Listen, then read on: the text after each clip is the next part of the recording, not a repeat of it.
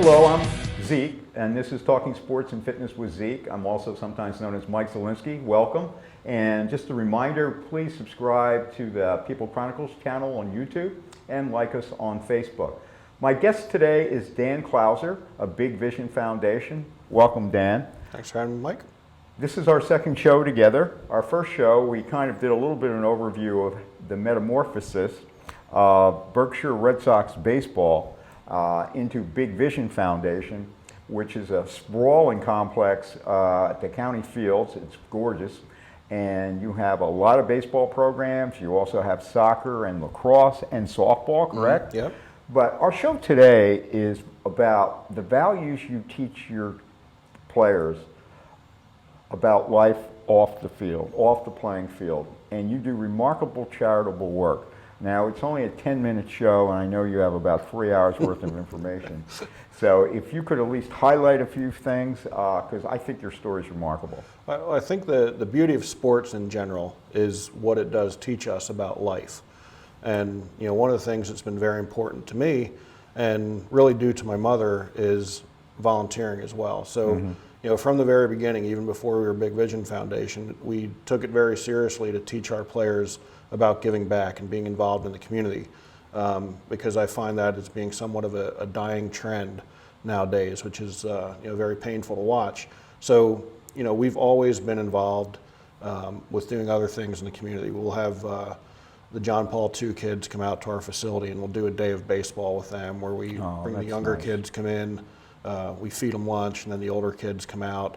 And one year we gave them all gloves, and the kids just, absolutely, love what we do for them. And then, what we found is that the kids that we bring out there, our players that we bring out there to help that day, it turns into be even more rewarding for them. And sometimes, it's funny, some of the kids, you kind of have to drag them out a little bit, kind of kicking and screaming to an extent, not all of them, but some of them. But then afterwards, man, they are just lit up, and they talk about it constantly. This year we also did something with the Children's Home of Reading, where we came out and had them play some games. And our soccer partner at the facility is FC Revolution, so we actually had a baseball and a soccer component of it. And again, to see all of those kids that were involved, our kids and the FC Revolution kids, interact with these kids who aren't nearly as fortunate as what they are. And then again, after everybody leaves, just seeing the smiles on, the helpers' faces, where, really in turn, they're kind of helping themselves a little bit. Yeah, and it gives them an appreciation of how fortunate they are. Absolutely. Yeah. Absolutely. And then another event we do every December is, right down here in the corner of 5th and Penn, we do Cups Compassion. Which is an event that we really kind of fell into a couple years ago, and we had a freak, blizzard in October, and we had a bunch of hamburgers and hot dogs left over. And from your concessions. And I'm on the board of the Visitors Bureau, so I'd gotten an email, explaining what this event was. They were looking to give out soup to people in need, and I shot an email back and I said, hey, it's not soup, but we've got a lot of food left over. We knew we couldn't keep it till the following April. And we literally had it scattered throughout parents' freezers at the end of the season. Like, hey, who can store a box of burgers for us? Who can store some hot dogs for us? I think the Reading Phillies at the time also. Absolutely. Dan Douglas, his son, had played for us at the time, so he had let us use one of their walk-in freezers. They still had in use over the winter. So the week prior to the event was me kind of going around gathering all the food that we had scattered. You had to load up your big grill on a truck and bring it downtown. Yep, and we brought it out. And again, we had some kids that came out and helped us. And, it was just amazing, to see the effect that had on our players. Because, really, let's face it, a lot of us are really missing one paycheck away from being in that same situation.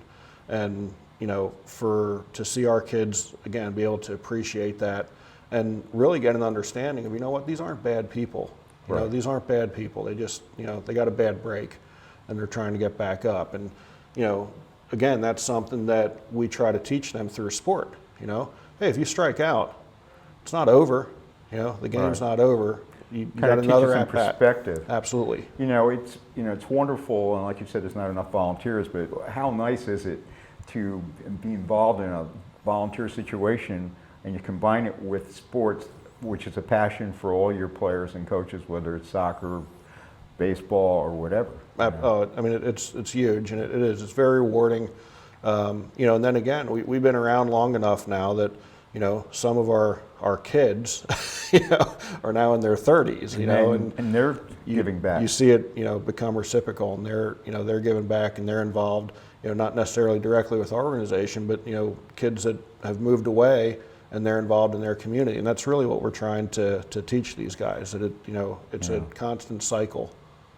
And you have, you know, you help the homeless, you help veterans, and I understand you've also done fundraising for breast cancer survivors. Yeah. And that's basically, you do fundraising things with the people come to your games and things like that. Correct. And parents and. Correct. Yes, we have you know, a tournament in October that we call our Pink Ribbon Classic. You know, we got our kids pink T-shirts that weekend to wear, and a lot of them now wear pink socks. And you know, we ordered some pink wood bats for them to swing, you know, and kind of keep recycling them. And that, you know, again, when we first started doing that, you know, we were talking about possibly doing it with the American Cancer Society or something like that. But we instead, you know, turned to a local organization here, Breast Cancer Support Services of Berks County. And, you know, that again gave it a little bit of a human factor, because when we did our first tournament, we had the director of Breast Cancer Support Services come out and talk to our kids before their first game about how much she appreciated what they were doing. And she was a breast cancer survivor, and I think it really hit home for them, because, you know, unfortunately, cancer is one of those things that, you know, has touched all of us in some way, shape, or form. Unfortunately, you know, it's just you know, the amazing thing about this is, because you're a nonprofit, you have, I'm sure you have considerable expenses just buying equipment for all those sports and teams and your field maintenance. And so, but speaking of economics, you guys have quite an economic benefit for the community. Absolutely, and again, it's something that, you know, it kind of happened as we just do what we normally do. And being on the board of the Visitors Bureau, you know, Crystal Seitz and I at one point were sitting down and kind of going over numbers, and, you know, she's punching stuff in her calculator. We're talking about hotel rooms, because we've got teams that come from New York and New Jersey, Canada. And you know, it's similar to the other big events they have here. Absolutely. And she's like, you guys are generating between $3 and $5 million a year for our local economy. And I'm like, really? Crystal? I'm like, come on, are you sure you punched those numbers in right? With the baseball team. And it just started with the baseball. How common or uncommon is this, where a primarily sports organization becomes such a charitable enterprise? I honestly don't know how common it is. You know, for us, I mean, it just came naturally. And again, I think a lot of that is just an influence from my parents, and being able to be in a position where, you know, I could then influence some young people as well. So I'm not really sure how common or uncommon it is. I mean, I know it sometimes makes it difficult in the community telling the story as to what we do, because we do so much, you know, from an economic impact, from a youth development impact, you know, but for us, it's just kind of what we do. You know, it's a labor of love. Yeah, and you actually quit your job. You had various different, you know, I guess you were a high salesman at one time, a high-powered salesman. But you do this full time. I do this full time now. Again, and it started out, you know, in 1989. It was just, you know, it was all volunteer. We were just, you know, we were playing, and then it evolved, and you know, it was all volunteer. And then I want to say probably somewhere around our 20th year of existence, it's got to be the point where it's so big, you know, where we realized that, you know, had to go to the next step. So, you know, at that point, the organization actually hired me as a consultant, because I was selling real estate and doing a bunch of other stuff, doing some small business consulting, and that lasted about 3 years till it got to the point, you know, I couldn't do anything else. So all my other consulting went by the wayside. What, 1,400 baseball games a year? Unfortunately not anymore, but hopefully someday I'll get back on the field. But you know, it's a labor of love. I mean, I spent a lot of time out at the facility over the summer, but, you know, it doesn't ever seem like I'm going to work, you know, so I feel very fortunate in that regard. And so basically you see the world beyond the field. The field is just basically a touch point. Absolutely. To, Absolutely. although it's a heck tool. of a touch point when you're really, enjoying that. Yeah, without a doubt. I mean, we kind of use it as, a carpenter uses a hammer to build a house, and we use baseball to teach those life lessons. I know you have a very small staff, but you really must have an army of volunteers besides the coaches working in concession stands and working these charitable events for you. Yep, we've got an excellent board. We've got a good group of volunteers that helps us. I mean, a lot of our concession staff now has kind of evolved to the point where it's actually part-time. High school kids are helping us. Not a whole lot of volunteers in that regard, just because it becomes so big. But even that, it gives us an opportunity again to teach some young people, that and it's an ongoing cycle because, Absolutely. I mean, obviously your players grow up, some stay with you, but many move on to other aspects of their lives, and you have a chance, it's cyclical, other young kids, groups of kids, it's almost generational. Absolutely. Absolutely. So your work is very sustainable. Yeah, and it gets to the point where we've now seen some of our players' kids that are coming through the organization, which makes you start to feel old, but I know the feeling. Also rewarding. I remember covering kids, and I covered their fathers in high school, and I'm thinking, uh-oh, how come I'm young and they're exactly, not? But, exactly. So you actually have the perfect job, and with all the wonderful community work. And so you don't really coach much anymore. I don't guess you don't have not time. Anymore. Not anymore. Yeah. Like I said, I do want to get back on the field at some point, but we'll figure that out down the road. And the motto is basically, even if you're just touching one kid's life at a time, but you obviously touch many more than that. Right. It's a ripple effect because the hope is you touch that one kid and then they touch a couple others, and each of the kids that they touch a couple others. So, right. But yeah, I mean, it's definitely. If it's just one kid, that makes a difference for that one kid. Besides the Cups of Compassion, is there any other places where you go to, to help, how else do you help the homeless and the needy? I mean, for that's really the one event that we're involved in now. I do actually see the Cups of Compassion. It's now a committee, and that's kind of grown organically. So I actually kind of see that growing in and of itself, where we may start doing more and more stuff, not just around, the Christmas time, but maybe do one in the spring and maybe one in the summer as well, something like that. So I do actually see it kind of going to another level over time, because again, I mean, for us, it's important to get those kids involved and see, how fortunate they really are. It gives them a new appreciation. Well, there's no question about it.